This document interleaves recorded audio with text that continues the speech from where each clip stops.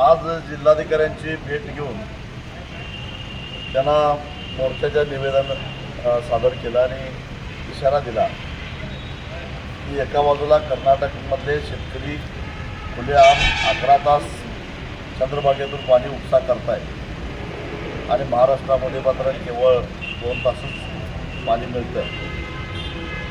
हा अन्याय आहे. त्याचबरोबर जलसंपदा विभागानं पाण्याचं वाटप करत असताना विशाळपणा दाखवला आहे.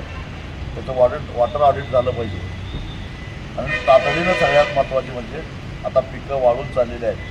त्यामुळं आता जी काय 2 तास वीज दिली जाते ती मागं घेऊन किमान 6 ते 8 तास वीज दिली पाहिजे, तरच ही पिकं वाचणार आहे. नवीन लागण करायला परवानगी नाही दिली तर आमची काय हरकत राहणार आहे, परंतु जी पिकं उभी आहेत त्याच्यावर आम्ही खर्च केलेला आहे ती वाचवणं गरजेचं आहे.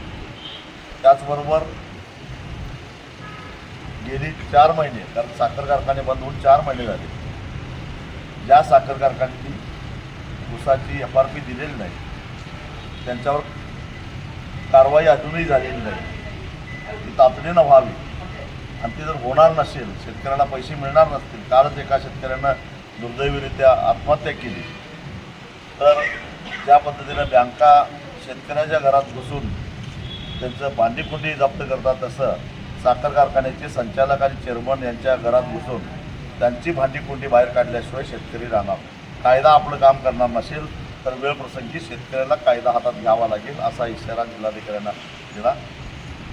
त्यांनी 3-4 दिवसामध्ये ऊसाच्या बिलाच्या वसुलीसाठी सुद्धा ठोस कारवाई करतो त्याची वेळ त्यांनी मागितली 3-4 दिवसाची. त्याचबरोबर पाणी वाढवून देण्यासंदर्भात एक प्रायोगिक स्वरूपामध्ये चंद्रभागेतल्या उपसाला परवानगी अधिक देण्यासाठी 1-2-3 दिवसामध्ये निर्णय घेतो असं आश्वासन.